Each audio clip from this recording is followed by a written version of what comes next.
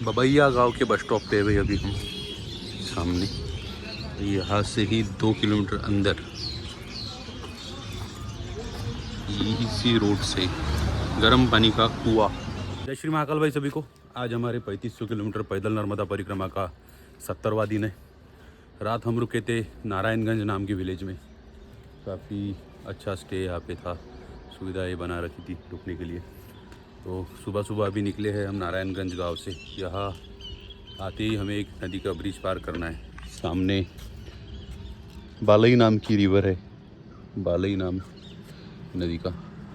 और जो ब्रिज सामने दिख रहा है आपको, वो ब्रिज क्रॉस करके हम उस साइड चले गए। सूर्योदय हो चुका है सुबह सुबह। इसी नदी को बड़ी माई भी कहते हैं ये गांव के लोग, स्पेशली नारायणगंज के। तो यहाँ पे बड़ी माई का मंदिर भी बना रखा है। सामने जो मंदिर दिखाई दे रहा है इस वृक्ष के नीचे, यही बड़ी माई का मंदिर है। तो फाइनली 2 दिन हाईवे पे चलने के बाद आज हम 5-6 किलोमीटर पहले तो हाईवे पे ही चले गए, उसके बाद हम तट मार्ग से जाएंगे। ये बड़ी माई का मंदिर जहाँ पे है, तो ऐसा मूर्ति रूपी नहीं है क्योंकि नदी का ही नाम बड़ी माई है। तो अभी निकल पड़े नारायणगंज गांव से। यहाँ से एक 5-6 किलोमीटर हमें और चलना होगा हाईवे पे।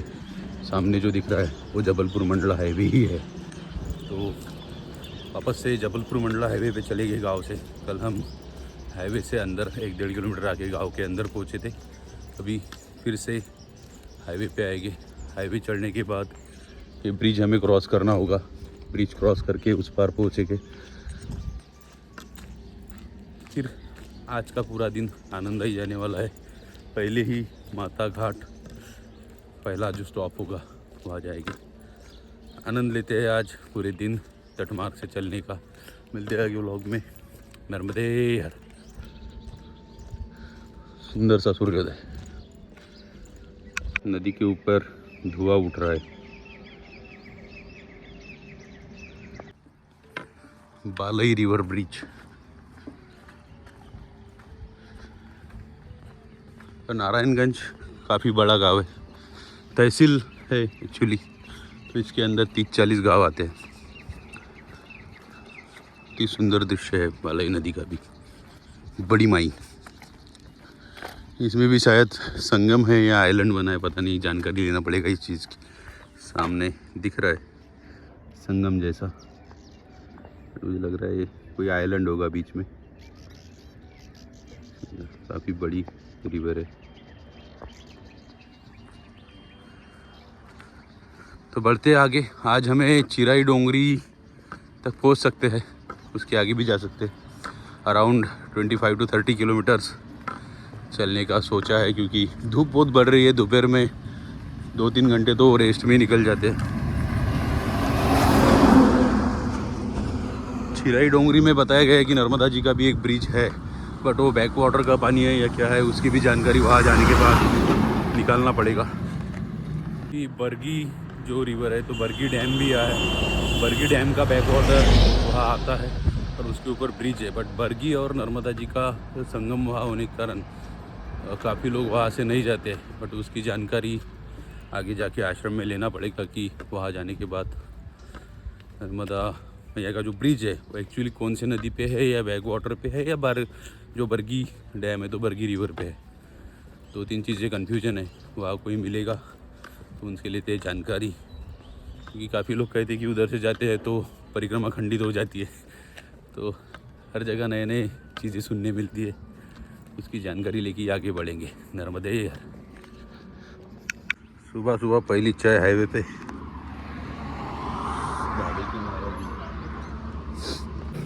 नर्मदे हर, नर्मदे हर। कपड़े भी यही सूख रहे भाई चलते चलते बैग। चिराई डोंगरी है भाई यहाँ से 12 किलोमीटर। मुझे लगा था 6-7 किलोमीटर 8 किलोमीटर पे होगा। 12 किलोमीटर। फिर से घाट शुरू हो गया यहाँ से, अप जा रहा है रास्ता। तो अभी हाईवे छोड़ के माँ नर्मदा कुंभेश्वर घाट स्वागतदार ग्राम कुम्मा।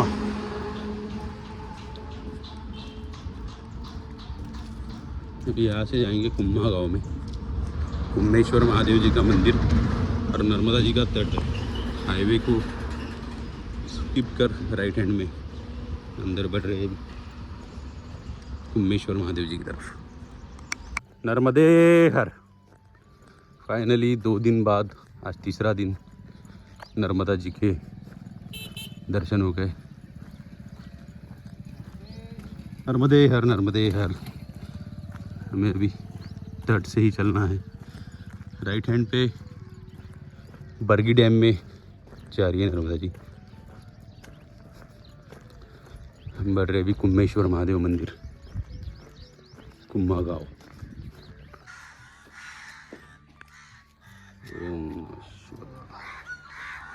कुम्भेश्वर घाट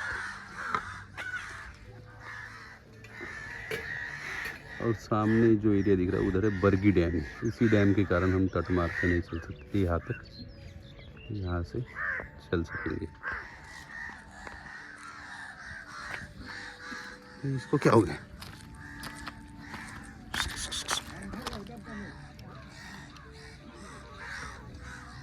जिंदा है क्या? गए सब टोली उनकी, शायद कहीं घायल हो गया है, देखना पड़ेगा। जिंदा तो है। ग्रुप ऊपर काव काव कर रहा है। तो पिलाते हैं पानी नर्मदा जी का, ये भी लाइव है। पिलाते हैं थोड़ा सा जल।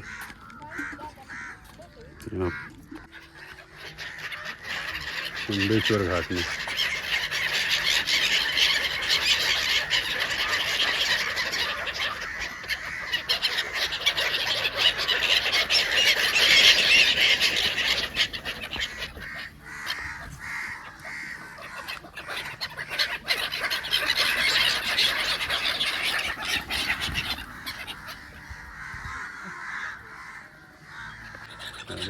हर dog versus girl. Kumbheshwar Mahadev जी का स्थान है कुम्भेश्वर घाट। आगे डैम होने के कारण हर जगह नर्मदा जी का जल इसी तरह से स्प्रेड है। पूरा बैकवाटर सी है अभी।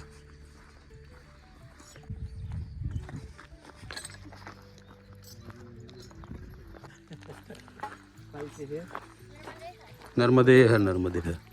इस साइड से भी नर्मदा जी और कुछ पानी इधर भी आ चुका है ये ब्रिज के नीचे से। तो अभी कंटिन्यूस ऐसे ही रास्ता रहने वाला है। चीरी गांव से हम अभी आए। यहाँ नर्मदा जी का एकदम विशाल रूप और घूम घूम के पूरा सुंदर। यही हमारा अभी मार्ग रहेगा, ऐसा ही आनंद आ रहा है।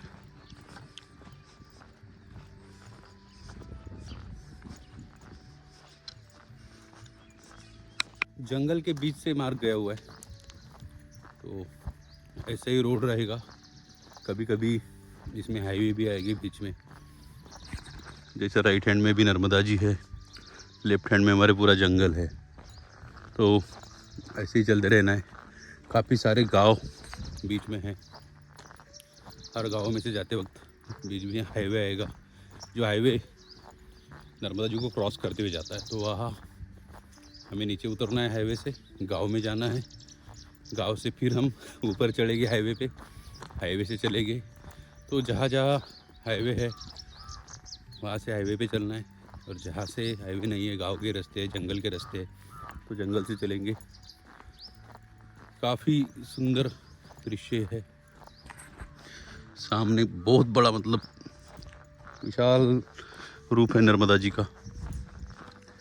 हर तरफ पानी ही पानी भरा हुआ है। बीच में कुछ आइलैंड्स दिख रहे हैं, टावर्स है इधर। सुंदर दृश्य एकदम।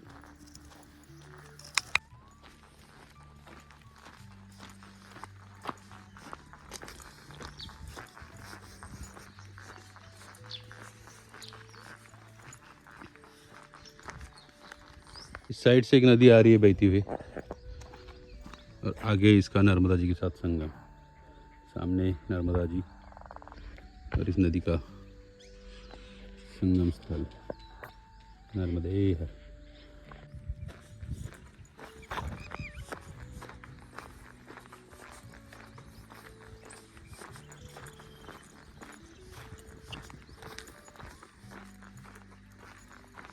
अभी लेफ्ट हैंड पे हमारे है कोई एक नाला आ रहा है उधर से, राइट हैंड पे नर्मदा जी। यहाँ पे सब खेती बना के रखी है पूरे साइड से, सुंदर। ये साइड में पूरा पानी भरा हुआ है।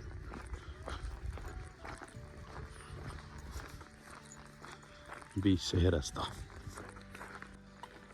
यहाँ से लेना है हमें लेफ्ट। परिक्रमा मार्ग का बोर्ड लगा हुआ है, इस रूट से चलना है।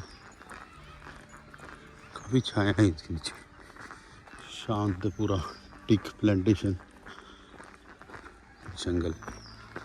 हम पहुँचे भी लालीपुर गांव में, और यहाँ हर तरफ आम के पेड़ है पूरे, एकदम छाया और बड़े बड़े वृक्ष आम के। बट अभी तक फ्लोरिंग यहाँ नहीं हुई है, फूल वगैरह नहीं। ब्रह्मचारी ब्रह्म चैतन्य जी का भावल लालीपुर, सुंदर। तो यहाँ एक आश्रम भी है, चलते हैं अंदर। सुंदर सा आश्रम बना है जंगल के बीच। मैंगो ट्रीज बहुत पसंद आए मुझे, कंटिन्यूस पूरे रास्ते। भावल के बाद हमें फिर से चलना पड़ेगा हाईवे से, फिर आगे हाईवे आएगा, हाईवे के ऊपर चल जाएगी। फिर चिरई डोंगरई बबैये ऐसे अलग अलग गाँव है जहाँ वापस से नीचे उतरना पड़ेगा। बढ़ रहे अभी नर्मदे हर बाबा, नर्मदे हर गाँव से ऐसे चढ़ते हैं ऊपर हाईवे में से।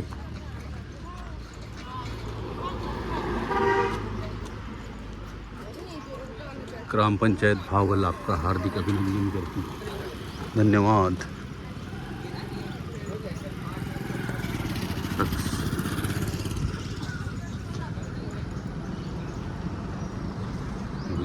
यहाँ से अभी हाईवे से नर्मदा जी के दर्शन होते रहेंगे।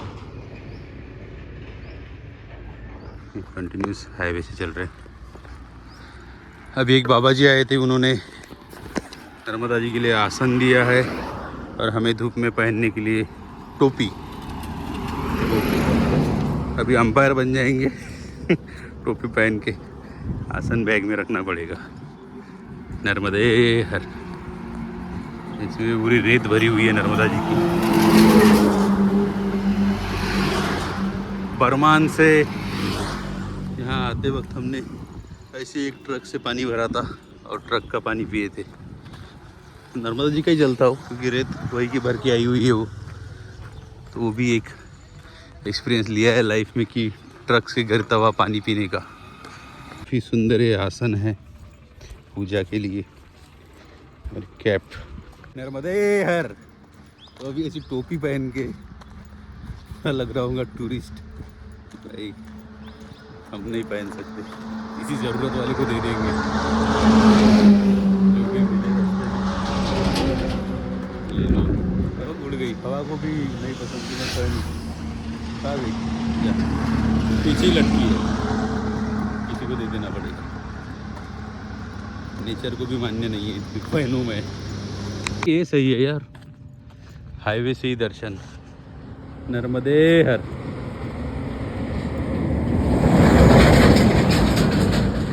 एक डिफरेंट सा रॉक स्ट्रक्चर यहाँ है पहाड़ों में, ऐसे लग रहा है पिलर्स खड़े किए हुए।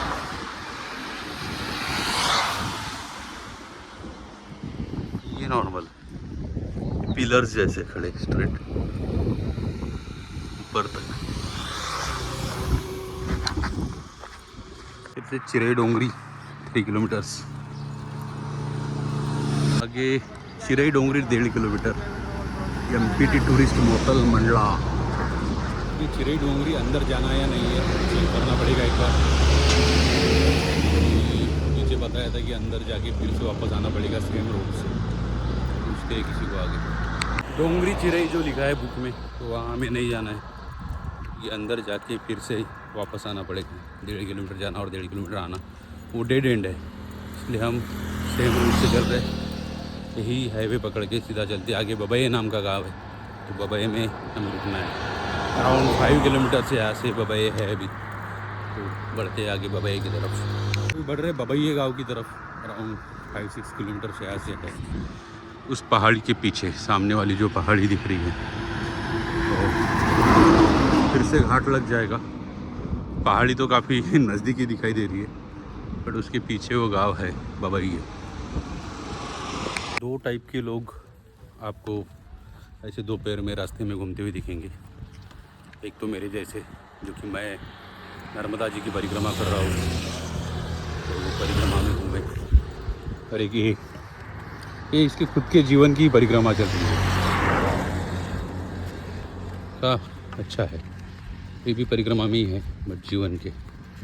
नर्मदे हर, कोई मतलब नहीं। तो इसमें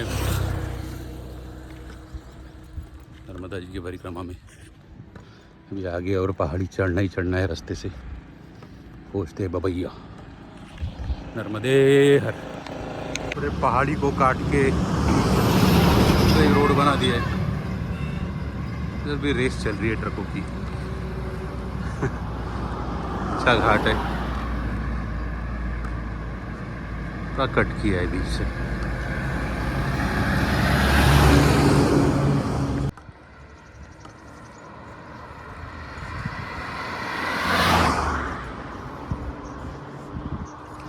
ट्रक को चढ़ने में काफ़ी टाइम लगता है।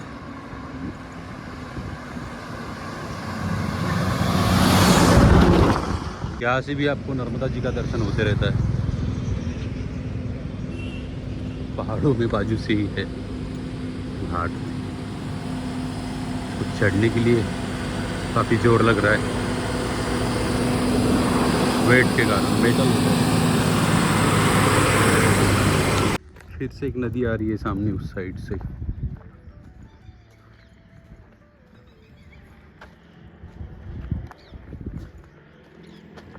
ब्रिज के इस साइड आगे इसका नर्मदा जी में संगम है। इसका भी कोई नाम नहीं लिखा है यहाँ पे, सच की कोई रिवर हो। बड़ा ब्रिज है।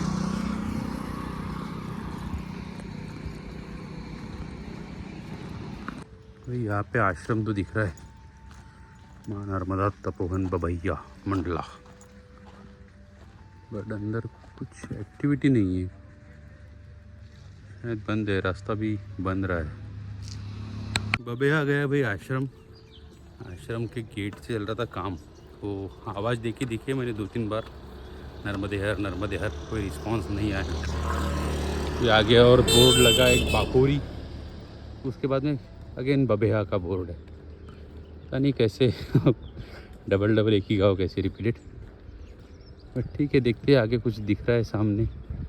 नाश्ता वगैरह करके बैठते हैं खाली जगह पे, आराम करते हैं। बबैया गांव के बस स्टॉप पे भाई अभी हम सामने। यहाँ से ही 2 किलोमीटर अंदर इसी रोड से गर्म पानी का कुआं या गर्म पानी का कुंड बोल सकते हैं, वो है। काफ़ी लोग जाते हैं, टूरिस्ट अट्रैक्शन है। हम तो अंदर उल्टा नहीं जाएंगे, हम बढ़ते हमारी यात्रा पूरी करते हैं। नर्मदे हर।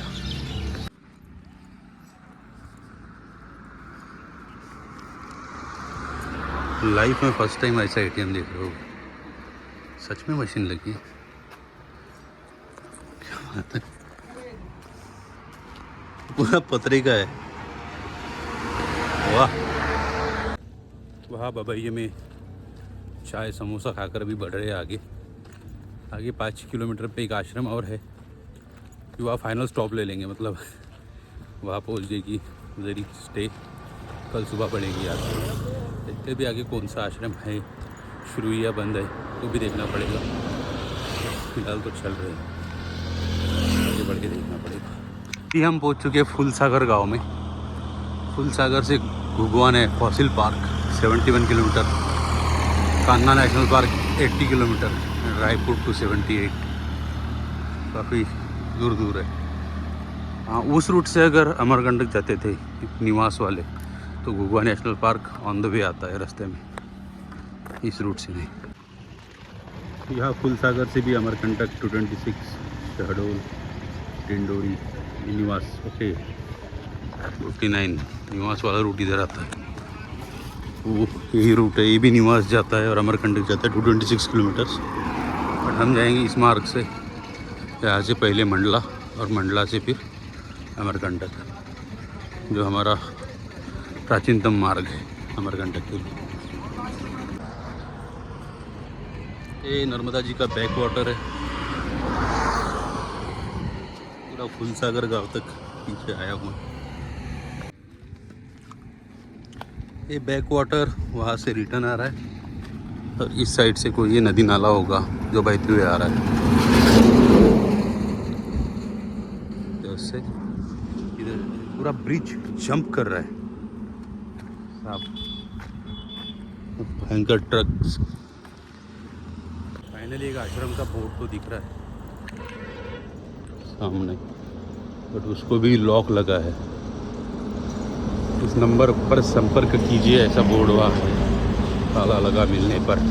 ओके, इस नंबर पर संपर्क कीजिए। ताला तो नहीं है, भाग से लॉक है, खोल देता हूँ मैं।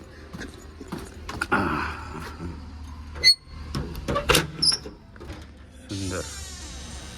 अभी तो हम यही रुकेंगे भाई, लगाते हैं आसन, शूज निकाल लेते बाहर। अभी बजे पे दोपहर के 3:15, 3:20 और पहुँच गए यहाँ पे।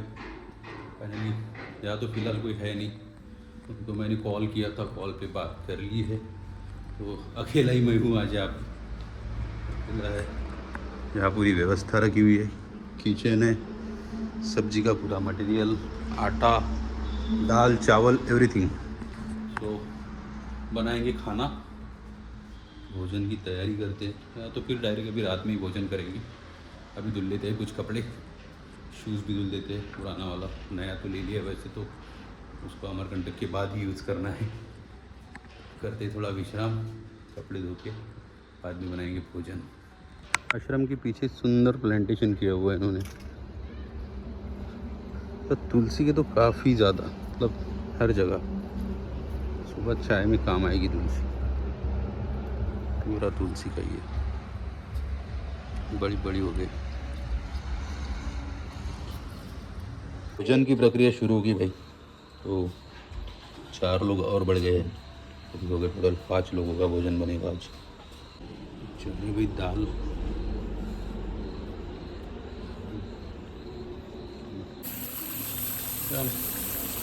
तड़के बाद सिंगल हैंडेडली चावल,